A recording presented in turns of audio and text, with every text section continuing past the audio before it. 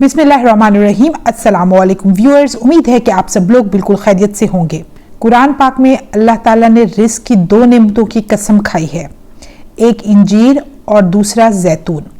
आज जो अमल मैं अपने व्यूअर्स के लिए लेकर आई हूँ, इंशाल्लाह इस अमल की बरकत से अल्लाह पाक आपके हाथों को रिस्क से भर देगा।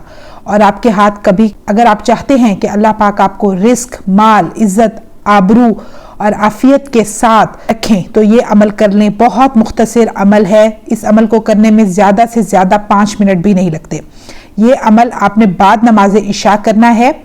इस अमल को चांद की 11 तारीख से लेके हर महीने के 15 तारीख तक करना है।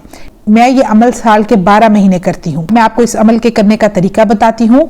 आपने सबसे पहले अपने हाथों को बंद करके मुट्ठियाँ बना लेनी हैं और इनको गोद में रख लेना है। फिर आपने 11 बार वत्तीनी वज़ैतून पढ़ना है। जब आप 11 बार वत्तीनी वज़ैतून पढ़ लें तो दाएं हाथ का अंगूठा खोलें।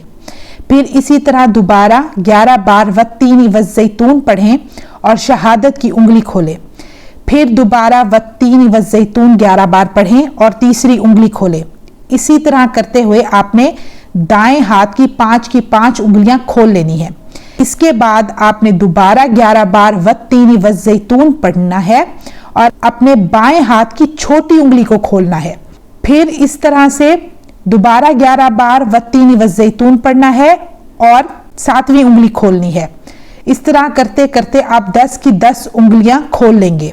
फिर आपने अपने हाथों को दुआ की शक्ल में बना लेना है और सर के ऊपर अपने बाजू ले जाने हैं और 11 बार पढ़ना है वत्तीनी वज़ैतून। पूरे लगन के साथ, पूरे जज्बे के साथ पढ़िएगा। फिर इसके बाद आपने अपने हाथों को अपने गोद में रखना है और 11 बार पढ़ना है वत्तीनी वज़ैतून। पढ़ के अपने हाथों पे दम करें।